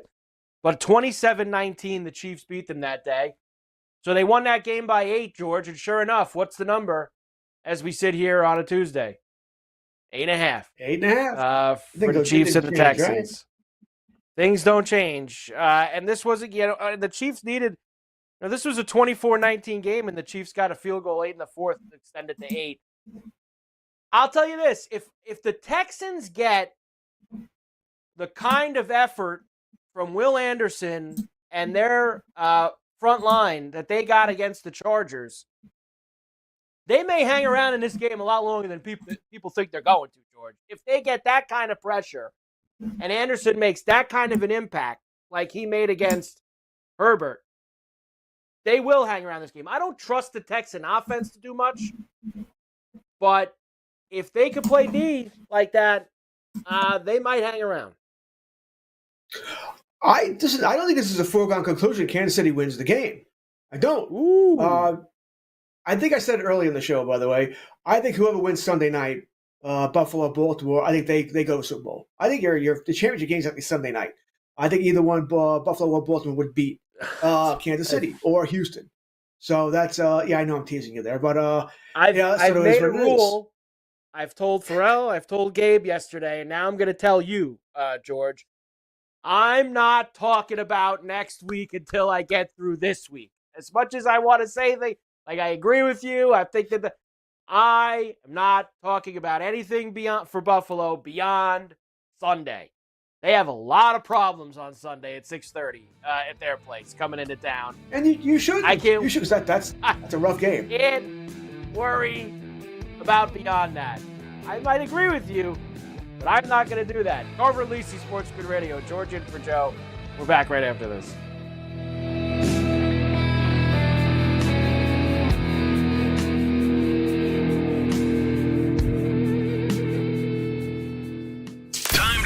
That garden hose. And SportsGrid has you covered with strategies and info on football, baseball, and everything else. This is the SportsGrid Radio Network. The new SportsGrid app is now available on iOS and the App Store. Experience the ultimate sports betting companion that provides personalized content from your favorite hosts. In-depth matchup previews, game and prop picks, live odds, stats, scores, and more. All in one place. And of course, on the SportsGrid app, you can tune into our live television and radio coverage anytime, on the go, wherever you are. Download the SportsGrid app on the iOS App Store now. It's smarter to be on SportsGrid. Money line.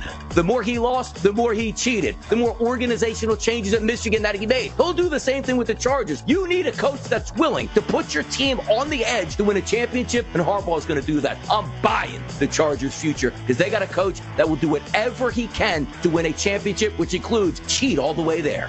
Catch Moneyline with Donnie Rightside and Kevin Walsh. Weekdays, 11 a.m. Eastern, 8 Pacific on the SportsGrid Radio Network.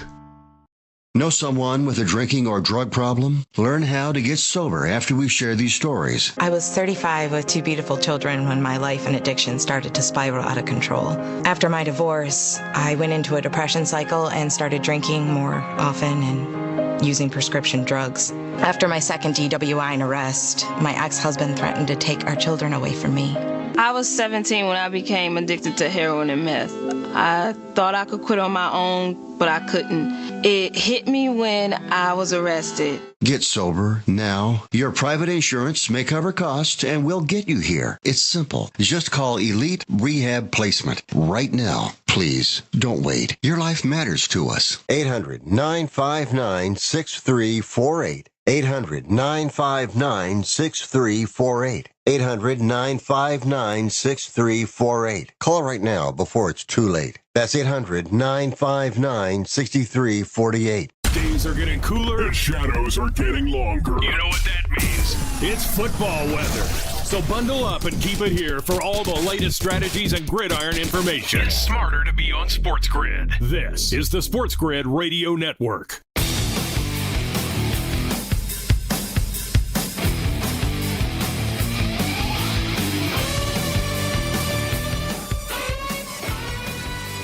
And we're back. Carver and Lisi, SportsGrid Radio, Sirius XM, channel 159. Great to have you with us here on the grid. George, this Red Wings Shark game has completely gotten out of control. You talked about the Tarasenko goal. That made it 3-2. Brandlin had that power play goal where he walked in to make it 4-2. The Red Wings scored a couple of minutes after that to make it 4-3. And then I think less than a minute later, San Jose scores again to Foley to make it 5-3 again. So the Red Wings have gotten it to 1 3 times in this period. Twice, I should say. And each time they give up another goal. There's still 8.5 minutes to go here, but I mean, they've completely blown their chance. Every time they get themselves close, they just give up another easy goal. Awful job by the Red Wings. I'm upset now, George, that we backed them with a gutless effort like this. By the way, speaking of a mediocre team blowing it to a West Coast team, Penguins have given up back-to-back goals now. Seattle leads Pittsburgh 3-2 as well. So I think that's the 3-2 only Kraken. score. And the Flyers just took the lead over the Jackets. Scored. Ugh. Yeah, that's not ideal either, George. That's not ideal either. Predators 3-0. Not Marchesa. Thanks, jerk. And Utah 1-0 over Montreal. Utah 1-0 over Montreal. Quickly, Auburn won by 22 against Mississippi State. Illinois won by 25 over Indiana.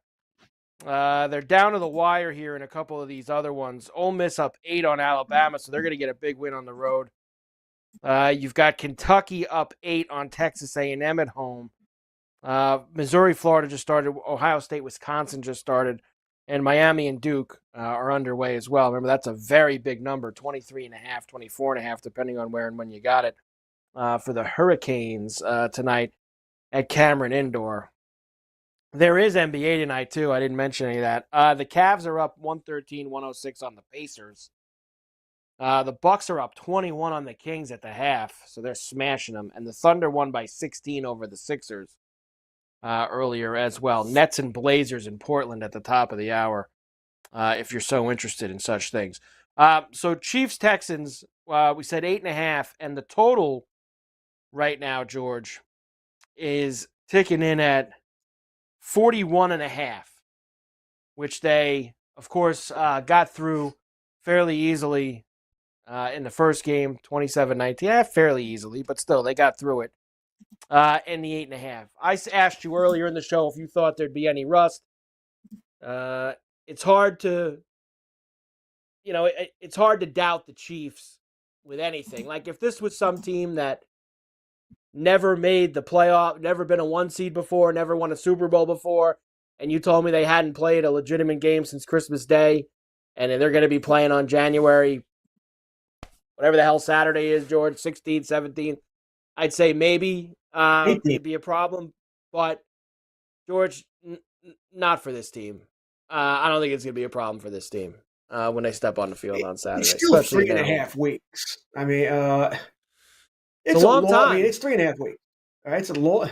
I mean, I guess we could, if you want to play out Mr. Optimism here, Professor Positive, gives you more time to work at Marquise Brown, who had just come back, more time to work at DeAndre Hopkins, who they quit the deadline. So you could certainly make that argument. Pacheco, same thing. So you can certainly make that argument. Good for Kelsey. But that being said, I have this wasn't a juggernaut offense anyway, so I think it could hurt a little bit. I think it's a very good a good thing. We can't say that they're not playing, a Buffalo team or a team that can score points early because they'd be hot. Houston probably not going to go up 14-0. So I think that's a good break for them. This probably would have been a good week for Buffalo or Baltimore to play them this week, coming off them not playing for so long. But it's the Texans that end up getting it. And I worry about them offensively. You see what? The thing for me is, George, I feel like the Chiefs could start slow and they could take them a little while to get in this game. But like you just said, the Texans won't take advantage of that because they're just not that great offensively. And even if the game's 10-10 at the half or in the middle of the third quarter, the Chiefs by then will have their footing and probably take over from there. I'd like to see some overs this weekend, George, but I don't know if I'm going to get one in this game at 41.5. I'm not sure. We looked at Buffalo earlier. I told you it looks like from Buffalo no precipitation, but we could get some very cold and a little bit of wind here. Let's look at Kansas. What about Kansas City? No, actually, boy, beautiful. 40 degrees, partly cloudy. So fast track. If you look at right, we should get points. Right, or at least we can't blame the weather. for this. Yeah, I shouldn't say we should Can't get blame points. the We're not weather. talking about two offensive dynamos. No, can't blame the weather here. I mean, compared to what we saw the last time Kansas City played at home in a playoff game, right? The people were losing digits. It was so damn cold there. So weather won't be an the issue game here. against Flipper last year, the Dolphins, that game that was minus 30 in the wild I card gotta tell you, round. Mike, I took a bath all weekend betting these overs. And I even told myself going into last night, I'm not betting the over. And I still did it. Still bet the over. Yeah. So I don't know. I stayed away because of what happened Saturday and Sunday. I originally did think we could get some points like they did the first time, the Rams and Vikings, but I was scared off by how the lack of scoring on Saturday and Sunday, and the lack of, because there was a couple things. I had a Hawkinson touchdown. There was a couple things that was all right for me last night, and ended up making it being an okay night. But I wasn't going after that over after what we saw. Even the best game wasn't over. The Washington-Tampa game didn't get to the number either.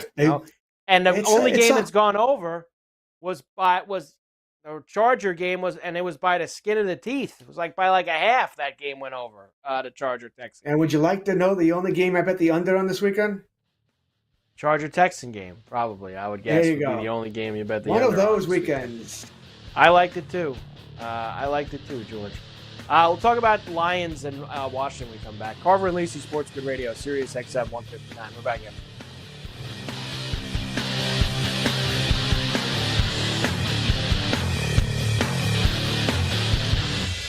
Fall is coming. Don't look like an idiot at work. Know your stuff. Football and everything else. It's smarter to be on SportsGrid. This is the SportsGrid Radio Network. Pharrell, Coast to Coast. Listen, this guy, Morency, I love him. I've known him for 30 years. He's giving me the business about the Steelers don't matter and all this other. I'm like, they went to 8 Super Bowls. They won 6 Super Bowls. He says, that doesn't matter. And I'm like, oh, like the Bills of 0-4 in the Super Bowl? They can't beat the Chiefs in the playoffs. But that doesn't matter either. The Steelers' standard is Super Bowls. It's Pharrell Coast to Coast with Scott Farrell. Weekdays, 3 p.m. Eastern, noon Pacific. On the home of the winning edge, the SportsGrid Radio Network.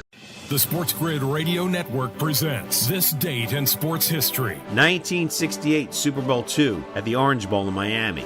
The Green Bay Packers beat the Oakland Raiders 33-14, covering the 13.5-point spread. Bart Starr was the game MVP as the Raiders turned the ball over 3 times. For Vince Lombardi, it would be his last game as Packers coach. And it would be 3 decades before Green Bay won another Super Bowl. For SportsGrid Radio, I'm Mike DeMurgis. SportsGrid TV and radio networks are the premier streaming video and audio channels dedicated to serving the sports wagering audience. Found on major smart TV platforms and streaming on SportsGrid Radio and Sirius XM Channel 159. SportsGrid's real-time data, expert commentary, and entertaining analysis transform viewers into informed sports enthusiasts. Our weekday radio lineup begins with the early line at 8 a.m. Eastern with Ben Stevens and Donnie Rightside. Donnie joins Kevin Walsh on Money Line at 11 a.m. Eastern, followed by Football Full Circle at noon Eastern. Kaplan and crew join the party at 1 p.m. Eastern. And Pharrell Coast to Coast keeps things rolling from 3 to 6 p.m. Eastern. Get in the mix with Kevin Walsh and Game Time Decisions at 6 p.m. Eastern. Evenings simmer with Carver and Lisi. Then boils over with Gabe Morency on Sports Rage Late Night at 10 p.m. Eastern. To find out where to find SportsGrid that's best for you, go to SportsGrid.com. It's smarter to be on SportsGrid. Days are getting cooler. The shadows are getting longer. You know what that means. It's football weather. So bundle up and keep it here for all the latest strategies and gridiron information. It's smarter to be on SportsGrid. This is the SportsGrid Radio Network.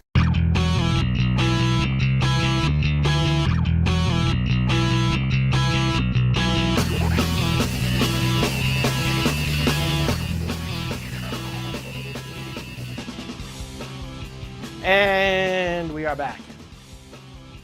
Carver and Lisi, SportsGrid Radio, Sirius XM 159. Here with you on the grid. Carver sans Lisi, Joe out, George Kurtz is in for him.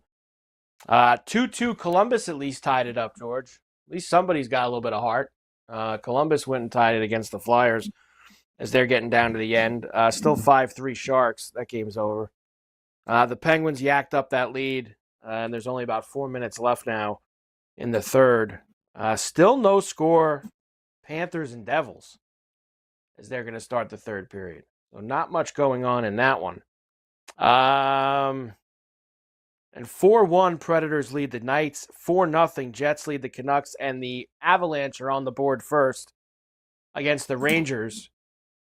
And already 1-1 Montreal and Utah. So a couple goals out of the gate in that one. So pucks are starting to fly a little bit in the NHL this evening. Second game, Saturday night, 8 o'clock East kick in Detroit, where Washington and the Lions will get together. Of course, the Lions, the 1 seed, 15-2, coming off a bye. Washington, without a question, I would say, I don't even have to say, everybody would say it, the surprise entrant of divisional round weekend. I think if you took these 8 teams, George, and you said, who's going to be there, who's going to be one of the last 8, I don't think many back in September would have said that Washington would be playing this weekend. I think you could have, obviously, any of these other teams that are playing this weekend, you could have made some cases for, thought there was a chance, but not this team with a rookie quarterback, Quinn in his first year in Washington. But, they've kind of had, George, you could say, like a magic carpet, kind of crazy ride this year, right? Some of these games that they've won, the Bear game with the Hail Mary, the Eagle game, even last week, the Doink and the Bucks making all those mistakes. There has been a little magic carpet to Washington so far this year. It has, no doubt. And listen, if you're a Commanders fan, I'm a big Matthew Berry fan. All right, this goes back to my days at fantasy. I like Berry, met him a couple times, good guy. And he's a big Commanders guy, huge Commanders guy. And he says on his show all the time that they're playing with house money. And that bothers me some ways. Because listen, you're in a division round of the playoffs. I want to win. I don't care if I'm playing with house money or not. But I get his point, Mike, because my God, you found your quarterback of the future. You found your franchise quarterback. And this roster is actually not very good. You're winning because you said these miracle wins. You're winning because McLaurin's very good, of course. And, outside of that, what else do you have? But you got rid of Snyder. You hired some good people. It looks like the good GM. Dan Quinn is doing very well there. As a Cowboy fan, I'm not happy. All right, because like I said, Washington's now a threat. They haven't been a threat for a decade, maybe 2 decades, and now they're a threat. All right, Philadelphia, I know, is a threat. It's only the Giants now that suck.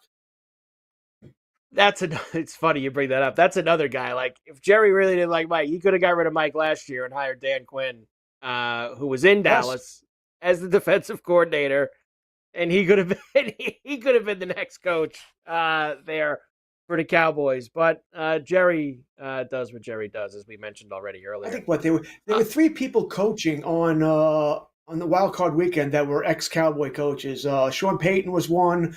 And it wasn't Dan Quinn. It was all from the Bill Parcells tree back in the 05 season.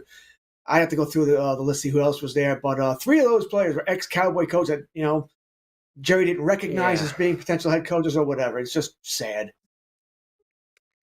Yeah, I mean, there's the list is fairly long for most of those guys. That's for sure. Dan Campbell's one. He wasn't even on that list. Campbell's with Dallas. Dan Campbell was with Dallas as well. Shoot me. I'm trying to think of who the other one was off the top of my head, but Dan Campbell wasn't on the list. These guys all from the old thought. Oh no, it might have been Campbell. That's right. Campbell was on that staff. So it's Peyton, Campbell. Who was the other guy? Certainly wasn't Harbaugh. You'd have to think. It wasn't Todd very Bowles. hard. Wasn't him. Obviously, wasn't Tomlin or Harbaugh. Obviously, wasn't him. So, and it wasn't McDermott, wasn't McVay. No. Who's left? And well, I guess Dan Quinn then be the Dan. Well, Dan Quinn was in Dallas, but not on part of that tree. So you have him there as well. Tree. No, it wasn't LaFleur. I got to go back and find this tweet now. Carver and Lisi, SportsGrid Radio, Sirius XM 159. We're back. Red Wings are down 6-3 now. We're back after this.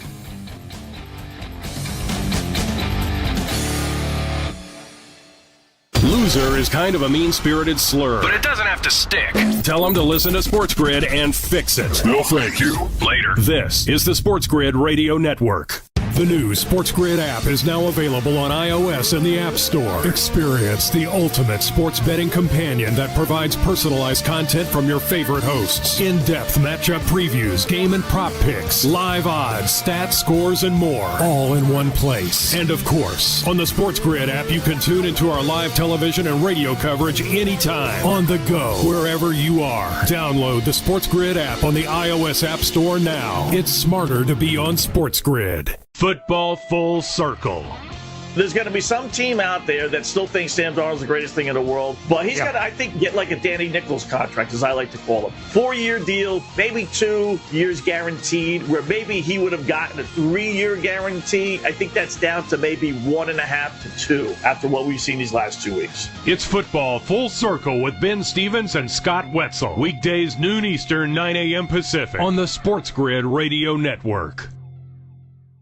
If you turned 65 recently like me, it's important you find a Medicare Advantage plan that gives you the coverage you're looking for. But finding one can be difficult. The best thing I did, and I suggest you do the same, is call a licensed insurance agent and let them walk you through your Medicare Advantage plan options.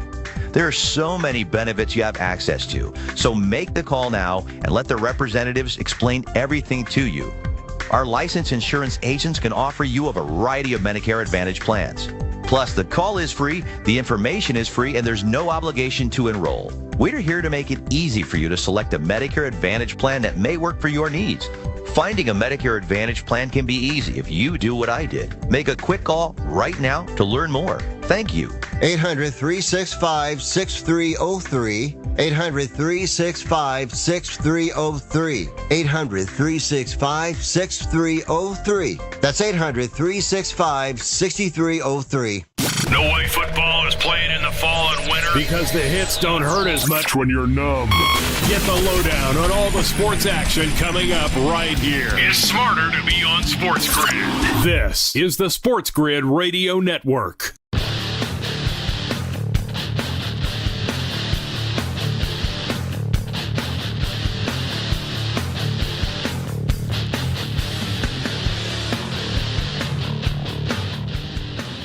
And we're back. Carver and Lisi, SportsGrid Radio, Sirius XM. Channel 159. Great to have you with us here on the grid. Mike Carver with you. Sans Joe. Joe will be back tomorrow. Gentleman George Kurtz is here with us. All right, George. So we were talking about this Washington-Detroit game. Lions minus 9.5. And an ungodly for an NFL playoff game, specifically division weekend, 55.5 on Saturday night. Now, we said 5 out of 6 games unders this past weekend. The games haven't been great. I get we're getting Detroit in the mix, who we know they like to score points, especially at home. But 55.5, George, that's a very big pill to swallow. All right. I don't think what just happened has anything to do with this weekend. So because everything went under here, I'm not going to assume we're going to have unders this weekend. But that being said, 55 is nuts. All right. But you said it. I mean, is anyone surprised that Detroit scores 38? I'm not. Not at all. And I think that could be on the low side, which if they get to the 40s, I'm not surprised here. Dan Campbell's not stopping. He's not taking the second half off. I truly believe that. He'll keep scoring points from now until next Tuesday. He doesn't care. So that's my worry there. And this game could get out of hand and be a blowout.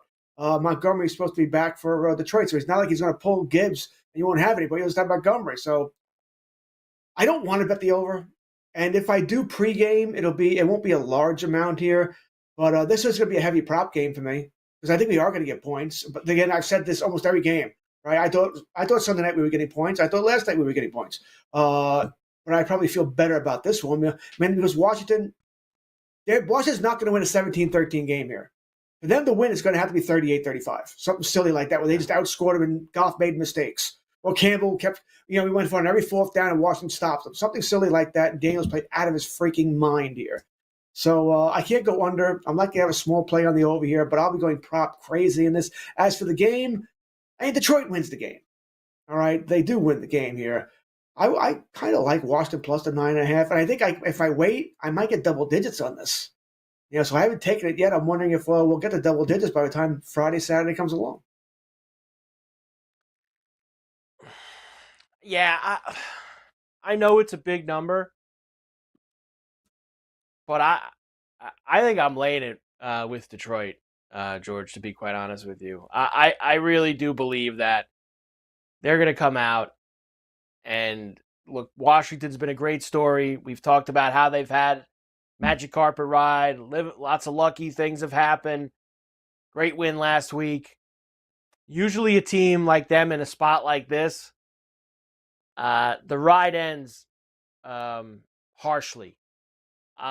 Just over the last few years, I'll give you some that the Giants, and trust me, Jaden Daniels is light years better than Daniel Jones. So I don't think this happens. But these teams that somehow make it to this point and are the surprise team that does, they flame out in the division round when they face the best of the best. And you saw that Giants-Eagles that year. The Giants got smashed after they beat the Vikings in the Eagle game. I don't think it's going to be that bad, but I think that the Lions can win this game by 10 plus. So I'm in on the Lions, George. It's one of the few that I really like this week. But you know what bothers me is, like you said, like playing props. They have made the touchdown numbers for this game absolutely stupid. As in stupid as in you can't play them. And I looked across a couple of different books. Gibbs, minus 230. I see a minus 330 at one shop. Minus 330 for the guy to score a touchdown. But even FanDuel, who usually has some of the better numbers, at least in the New York books, for touchdowns, they have minus 230. They have Montgomery minus 160. Brown minus 135. I mean, Jamison Williams, who usually, George, and you notice, is in, for most of the year was in the 200 range, sometimes 175, 180. I mean, he's at 130. Laporta 140. Like, these guys aren't all, I know they score a lot, maybe, George, but these guys aren't all scoring. These are just ridiculous numbers for anytime touchdowns. I get it, the total's 55.5, but for me, who likes playing touchdowns, George, these numbers they're unplayable. I can't for what I would normally pay for these guys, I can't do it this week. And hopefully I'll find a book where the numbers get a little bit better by Saturday, because I can't play them right now. No, you'd have to parlay it in some sense. All right. Or go first touchdown. Really, that might be the way to go. Go first touchdown here. Yeah. All right. If you think Gibbs going to score a touchdown, it's plus 450. Right. He's probably the one I would like best. Jameson Williams would be a longer play here. Terry McLaurin at 13-1. That makes some sense there. If Watts could score first, it certainly could be McLaurin. And it certainly isn't going to be Brian Robinson, because he sucks. So he's done nothing. I think that's the way I would go here. Either parlaying it or go first touchdown. The Washington numbers aren't bad for any time. The Washington numbers are not terrible, especially in a game where, if you think they can score in the 20s and get at least 3 touchdowns in this game. I mean, McLaurin 135, Daniels 150, Robinson 165, Ertz 280. The Dwami Brown, who scored last week's 380. Well, there should be at least 6 touchdowns, right? That's 21-21. And the books obviously think there's going to be 7 to 8 touchdowns. Right. So, I mean, we don't need to hit every one. No. I mean, if you took 7 touchdowns, if you take 3, no. If you take 3 first touchdowns, let's just say for giggles, you take Gibbs, McLaurin, and St. Brown. You only need to hit one to make money. Yeah. That's all you need to hit, one of the first touchdowns to hit. So I can certainly see playing it that way. And actually, you could actually do 4 of these guys and still make money if you only hit one. So that's one way of covering the board. And you take 4. You take the top 4 here. Gibbs, St. Brown, McLaurin. You want to throw Montgomery in here, fine. And they don't score the first touchdown. Well, you were a little unlucky. Because I think one of those guys will score the first touchdown. So you could do it that way. You could parlay 2 of them, for anytime touchdowns, and that'll give you a much better price here. So I think there are ways to attack this, but I'll probably like the reception props, receiving props, rushing props a little bit more than touchdown props. Yeah, no doubt. And I'll tell you now, because I play this, I've played this a lot with Washington. Now that Eckler's healthy, Eckler receiving yards, I've had some fun with this year with Washington. Eckler catches a lot of balls out of the backfield from Jaden Daniels. So that's one. Watch those numbers, George, when they come up. Might be able to get in the mix there. But I think we're both in agreement Detroit wins, and they're going to take care of business. But it's been fun, and hopefully they can at least this could maybe our first chance to have ourselves a little bit of a wild game. Sunday, first game is the Rams and the Eagles. Rams coming off that win on Monday night. Eagles very ho-hum against the Packers, who didn't give much resistance. 6.5 and 44.5. You know, I think the Eagles are going to win, George, but Rams are tough. And McVay and Stafford have been a very good combination in the playoffs since he's been there. I know people say, oh, you got the West Coast team playing in the cold and potentially snow on Sunday. Yeah, I don't think that's going to matter. I think the Rams could play in this spot. I think they could keep the game close in this spot. I kind of lean in Rams early in the week, George. I want to know who George likes when we come back. Carver and Lisi, SportsGrid Radio, Sirius XM channel 159. Come back on the grid right after this.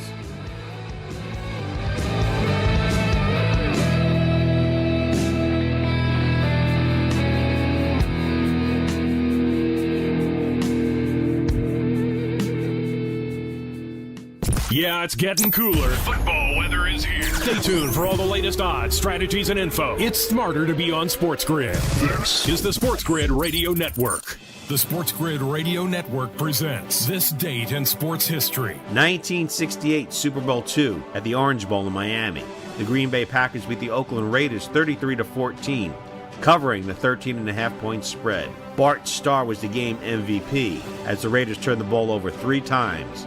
For Vince Lombardi, it would be his last game as Packers coach. And it would be 3 decades before Green Bay won another Super Bowl. For SportsGrid Radio, I'm Mike DeMurgis.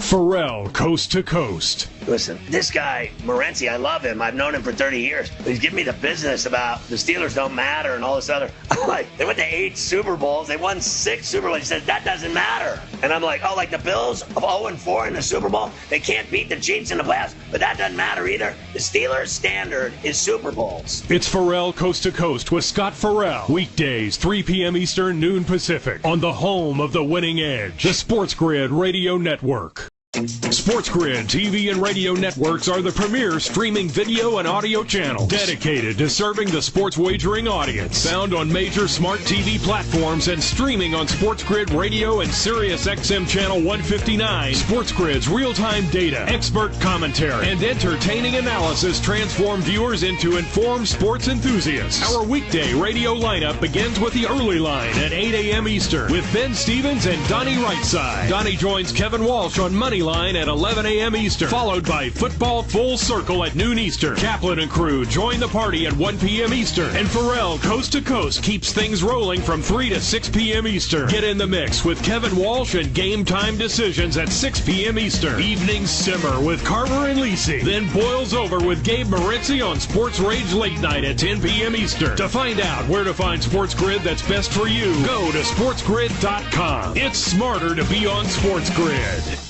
Fall is almost here. It's time to stow the lawnmower and get ready for all that glorious action coming your way. Stay tuned to SportsGrid for all the strategies, angles, and info you need to get the winning edge. This is the SportsGrid Radio Network.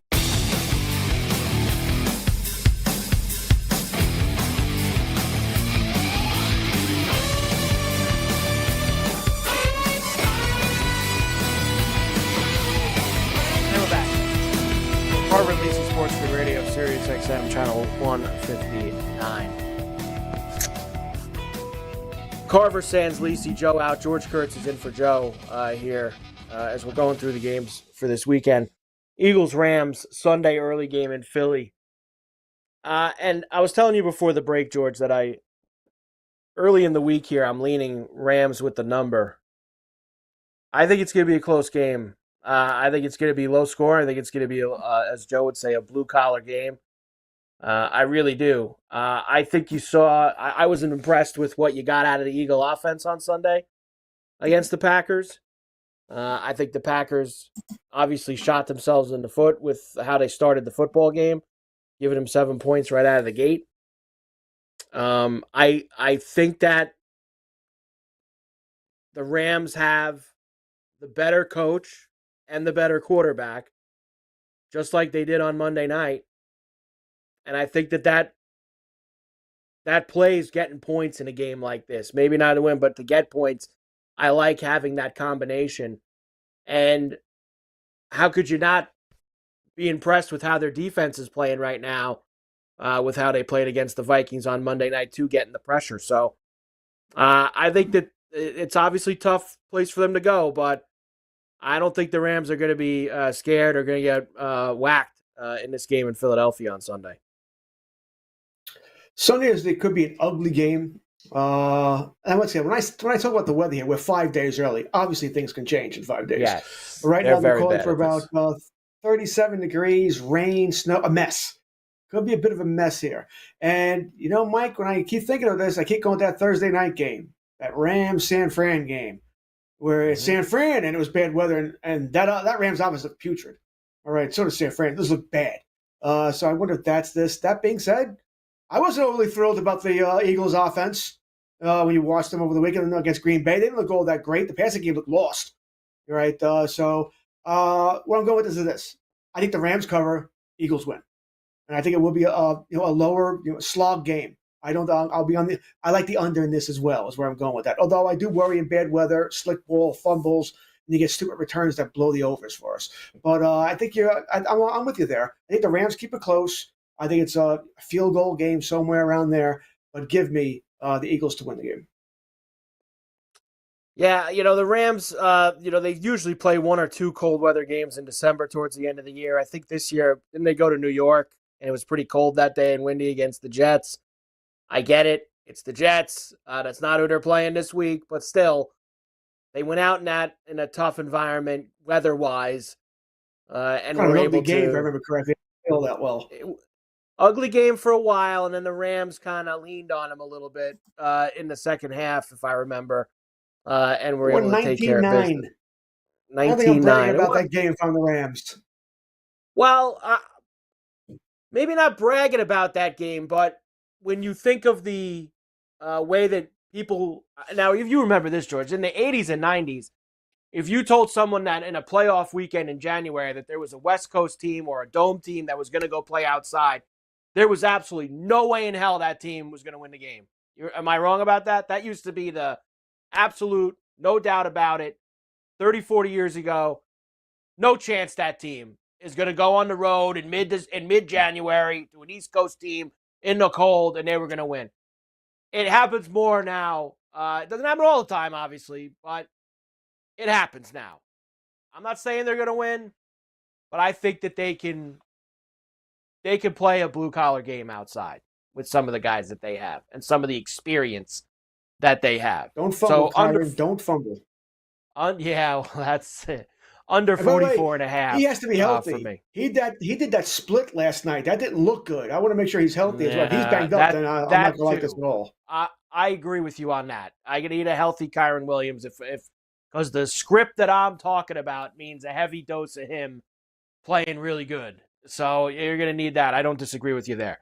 And, of course, Ravens and Bills on Sunday. Right now, as we sit here early in the week, it's Ravens -1.5 with the 51.5 total. This is your classic divisional round weekend, 6:30, final game of the weekend game. Last year it was Allen and Mahomes. This year it's Allen and Lamar Jackson. These two teams played in week 3, George, and I remember the game. I remember sitting here with you, Joe, Brell, and everyone that week. Bills were 2-0. Ravens were 0-2. And I said, the Bills are going to get smashed this week. It's coming. It's coming down the pike. Bills are going to get smashed Sunday night in Baltimore. They were going to Baltimore. Ravens had lost. Didn't the Ravens come up losing to the Raiders? They lost to the Chiefs opening week. They lost to the Raiders the second game. They were 0-2, desperate as hell, and they destroyed the Bills. Bills also didn't have three of their best defensive players. Milano, Aaron Johnson, and Terrell Bernard. Three of their best defensive players didn't play that night, and a fourth got hurt in the game. This is going to be a different game, George, than that game that was played that Sunday night in Baltimore. Now, there's one caveat for me here. It is not Lamar Jackson. It is Derrick Henry. He destroys the Bills, whether it was in Tennessee or that Sunday night game where he ripped them for about $180. That is where the Bills' focus needs to be on Sunday evening, as far as I'm concerned. Their sole focus. That may be for both teams. We already said about 10 degrees in Buffalo. Wind doesn't look to be terrible, about 8 miles an hour. But throwing the ball in 10-degree weather, that ball's a rock. It's slick. Obviously, the running game will be paramount here with Derrick Henry and James Cook, for that matter. And probably no Ray Davis in this game, right? In concussion protocol. See if he can get out of it by Sunday. Maybe hurts the Bills' depth a little bit here. So, yeah, Henry's the man. If they can't stop Henry, it's going to be tough here. But then again, I can also make the argument, well, which defense can stop the other team's rushing quarterback of Jackson versus Allen? That won't be fun for either team either. See, I don't think that. I think Allen has played in enough of these January ice freezer games where I don't think he's going to have a problem throwing the football. I really don't. I think that he's done it enough. Maybe for Lamar it could be a little bit tough. Carver and Lisi, SportsGrid Radio. We're back in the grid right after. Luck is winning the lottery. Strategy is settling your divorce before cashing in the ticket. It's smarter to be on SportsGrid. Get the winning edge. This is the SportsGrid Radio Network. The Technology Minute with George Capalbo. University College of London scientists have created the world's thinnest spaghetti. And by thin, this electro-spun nanofiber pasta makes your grandfather's angel hair look like a redwood tree trunk. At 372 nanometers, that's 14,000 billionths of an inch thick. It can only be seen with an electron microscope. Made of safe edible starch for medical drug delivery and porous bandages that let moisture in and keep bacteria out. Cooks up for dinner in just a second. However, only one problem. I can't see it. Follow me at Capalbo on X and stay tuned to the Technology Minute for more cool stuff like this. Do you use the expensive blue or yellow pills to charge your sex life? Are you thinking about it? What if we can promise you the same results for less than $3 a pill? If you're paying $20 a pill for the other pills, you're getting taken to the cleaners. Our pills deliver the exact same results for less than $3. You'll save more than $16 a pill for the same results. And right now, radio callers will get 44 blue or yellow pills for $120 with free discreet shipping. You can save more than $700 off pharmacy prices. Charge your sex life now and save a ton of money. Call now and get your 44 pills and save over $700 and qualify for free shipping. Stop overpaying and call right now. Paid for by Steel Man Pills. 800-823-3851. 800-823-3851. 800-823-3851. That's 800-823-3851. No way football is played in the fall and winter because the hits don't hurt as much when you're numb. Get the lowdown on all the sports action coming up right here. It's smarter to be on SportsGrid. This is the SportsGrid Radio Network.